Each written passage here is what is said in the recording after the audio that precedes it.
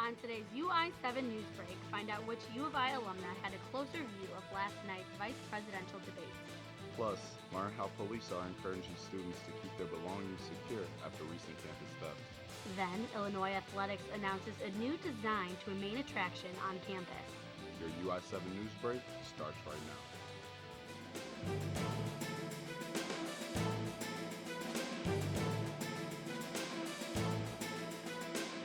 From the Richmond Journalism Teaching Studio at the University of Illinois campus, this is your UI7 Newsbreak. Hello and welcome to UI7 Newsbreak. I'm Lauren Scafidi. And I'm Jordan Roberts. For our top story today, the two vice presidential candidates squared off in their only debate Tuesday night. UI7's Nico Burton explains why many students expressed different feelings for last night's debate versus the presidential. Students acknowledge that the nation's presidential race is an important one. Some students had no interest in Tuesday night's vice presidential debate. It's not something that I care about as much as the presidential debates. To be honest, I think it would be kind of dry. I feel like Mike Pence and then Tim Kaine aren't like the most exciting candidates to listen to talking. While some didn't even know who the candidates were. I think it was, I want to say the senator from Ohio. Do you know who the two candidates are for the vice presidential debate?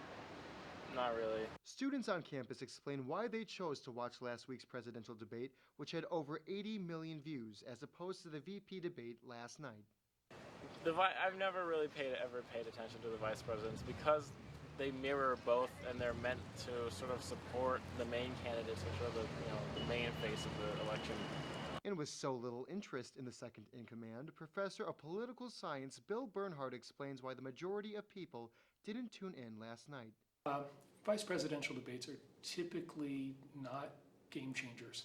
Voters, interested voters will watch, but it's very rare that they make a huge amount of difference to the polls. Though many people refer to the presidential debate as the Super Bowl of debates, others found some importance in the vice presidential discussion Tuesday night. Here at Illini Hillel, they offered an open space for students to tune in and voice their opinions. He's saying that they're not. His religious beliefs are his own. Despite other students' lack of interest, the Cohen Center was a place for those curious in what the two candidates had to say.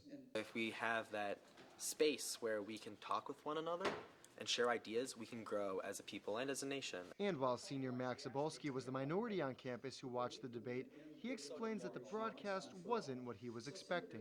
It wasn't much sort of substance. It was that the jabs back and forth between each candidate, like the insults, the interruptions. It wasn't as pleasant, so to speak. I'm Nico Burton, UI7 Newsbreak. While some students may have missed out on last night's debate, one former Illini got up close and personal with the action. Elaine Keano is not only the youngest journalist to moderate a national debate since 1988, but she is also the first Asian American. As a graduate from the University of Illinois College of Media, Keano started off her career as a reporter in Champaign. Her old news director, John Paul, comments on what it was like working with Keano as a college student. You could tell she had bigger things destined for her, other than working in local television. So it didn't take long that she was moving on to bigger and better things in different markets around the country. Keano is currently a CBS News correspondent and an anchor for CBS's news streaming service, CBSN. In campus news, the University of Illinois has been struck with many acts of theft in the last week. UI7's Andrew Muser explains how students can protect themselves from being the next victim. The other week, actually, I was at Cersei and I left the book out and it was gone when I got back. That's Connor Hedzopoulos, a freshman at the U of I and a victim of property theft, or as University Police Captain Matt Myrick likes to call it, a crime of opportunity.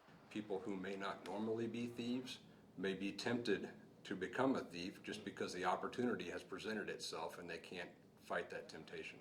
A quick search for the word theft and you will get back over 65 hits on the U of I's Police Department crime log, a log 2 months old.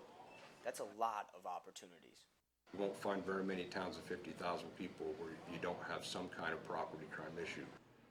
So who is to blame? The victim or the perpetrator?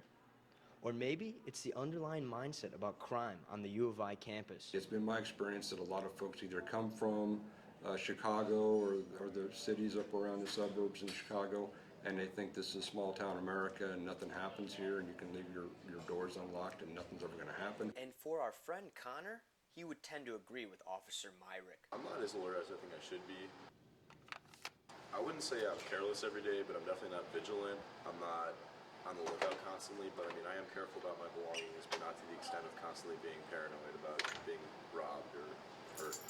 These crimes don't occur at the fault of the victims involved, but some sort of responsibility has to be taken by them for the protection of their property. In Champaign, I am Andrew Musser, UI7 Newsbreak. And in tech news, while most people use traditional forms of media, a new element may soon be available to enhance their experience. As media develops, different techniques have gone into place to keep it exciting. Augmented reality is a unique method that is on track to add to media what it has been missing all along. Augmented reality is a live, direct view of a real-world environment. The elements of the environment are supplemented by a computer-generated sensory input. Dr. Alan Craig, retired computer science professor, and PhD candidate Acton Gordon gave a workshop on the continued development and the possible uses of augmented reality in the future. Both Craig and Gordon showed examples of how this new reality can change and face the future of media. The final product is still in the works and hopes to make strides towards advancing media in the near future. When we come back, Champaign-Urbana sees some younger faces competing for redemption on the practice fields. Also, meet a Champaign resident where everyone knows his name in this edition of See You Neighbor.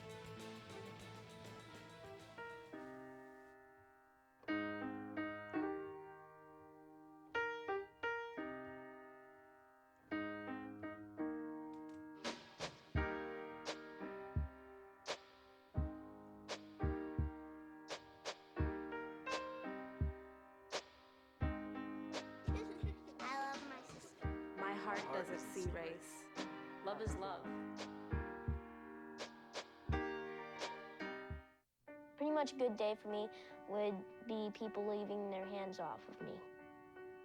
I'm always called names. Everywhere that I go, there's always someone calling me names, calling me gay. I've been choked, thrown up against a wall, punched. Nobody's ever tried to help me.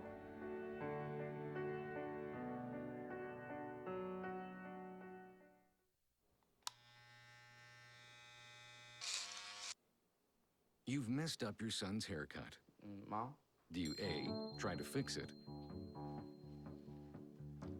Like it never happened. B, work with what you got? Or C, show solidarity? Thank you, baby. As a parent, there are no perfect answers. But you don't have to be perfect to be a perfect parent. Thousands of teens in foster care will love you just the same. So, I'm kind of new here, but I've noticed a trend. My human does this funny thing where she goes around and gets all my toys, and then she hides them in that basket by the door. You know, but it's always the same basket, and it's always in the same place. And then she acts so surprised when I find them, but, you know, she's putting them in the same basket. Again. It's like, hello? That's where you put it last time. You were the worst at hide and go seek. Welcome back to UI7 Newsbreak. This weekend's Illinois Football Fall Cup Tournament brought in youth athletes from all over the Midwest. UI7's Walker Post tells us a tale of one Illinois soccer team looking to redeem themselves. The Illinois FC tournament brings in a wide variety of athletes. From 8-year-olds to early teens, from girls to boys, all have one thing in common: hopes to win their league's championship. Saturday, Geneseo Soccer Club began with a 3-1 loss to Panathinaikos. However, their next two games they took 6-1 victories, qualifying them for the finals, and a chance to redeem themselves. Meet Sebastian Einfeld, a 13-year-old center defender for Geneseo. Einfeld and his teammates traveled 3 hours to get to Champaign. He says that despite their first loss, his team has been performing well. Our pressure has been really good. We've been working together. We've been talking, communicating. Our spacing has been good. So overall, the weekend has been pretty good. And at the hotel, you know, that's always where the fun is. Oh, yeah. Hey, And Geneseo Football Club President J.R. Smith feels confident that the team is ready to beat Panathinaikos in the final and take home the championship. They didn't do anything, I guess, spectacular, but either did we. And we've kind of gotten better as the weekend's gone along playing as a team, so I think we'll do okay in this game. The championship begins, and it doesn't take long for Geneseo to score. By the time the final whistle blows, they've captured the victory. The tale today is a story of redemption for Geneseo Soccer Club. After a 4-1 victory over Panathinaikos, the team captured the 2016 Fall Club Championship. It was a great team effort by all of our team. The fans were great, but most of all, I just want to thank God for just, watching over us and helping us get a big W today. It was a great experience. In Champaign, this is Walker Post, UI7 Newsbreak. From football to football, Illinois Athletic Director Josh Whitman revealed a $132 million renovation project on Memorial Stadium. The athletic department hopes these renovations will bring success to our football program. The current plans on the renovation focuses on expanding the South Horseshoe and enhancing the fan experience in the East Grandstand. Images of the potential final product were shared at the press conference, but a finished design has yet to be confirmed. The athletic department still searches for an architect to head the project. We have started to take those steps forward now with the staffing decisions we've made, and we need to back that up with the resources and the facilities in order to field that championship program. We want to enhance our fan experience. We've asked now over the last few months for our fans to invest in us. This is about all of us. Whitman anticipates the renovation to be completed by fall of 2019. Continue on with sports. While the focus is normally on the game itself, a pregame exchange between Nebraska and Illinois caught the attention of many fans around the country. Illinois honored former Nebraska punter Sam Foltz at Saturday's game against the Cornhuskers. The punter was killed in a car accident in July along with Michigan State punter Mike Sadler. The Illini gave a signed Illinois jersey to his Nebraska teammates in tribute to his passing. The Illinois jersey was placed alongside Foltz's Nebraska jersey on their home bench. In this edition of CU Neighbor, many people gathered last Saturday at the 4th annual CU Oktoberfest to eat, drink, and dance the night away. UI7's Gene Kang introduces us to one local resident that festival workers are very familiar with.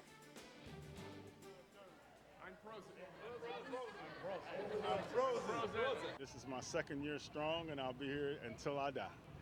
Steve Jeffries is a well-known Urbana resident and a regular at the Blind Pig Brewery in downtown Champaign. I've been going to the Blind Pig since they started when they were in the 90s. Steve came to have fun and support his friends from the Blind Pig, such as manager of the brewery, Brett Updike.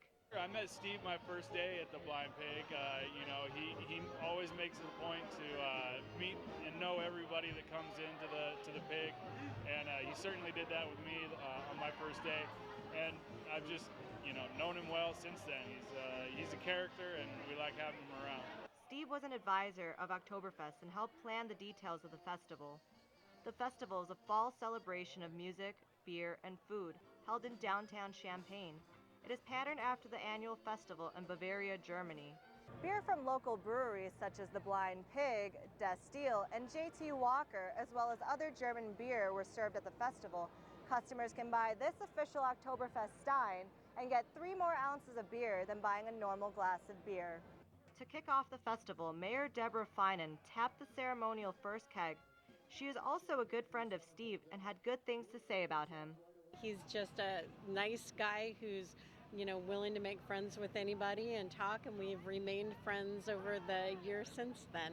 Every once in a while we'll grab a drink downtown and, just continue our conversation. While Steve enjoys sipping his beer with a company of Blind Pig workers, he also likes the cultural aspect of the festival. And I think that people getting into the spirit is sort of exciting. It's always exciting to see different people of different cultures and to see how their cultures compare to what you're used to. Steve has traveled to Germany when he was younger. Unfortunately, he didn't make it to their Oktoberfest, but maybe one day in the future he will. In Champaign, Gene Kang, UI7 Newsbreak. Well, that is all for this UI7 Newsbreak. I'm Lauren Scafidi. And I'm Jordan Roberts. For more updates, you can follow us on Facebook and Twitter at UI7 Newsbreak. Thanks for watching and have a great day.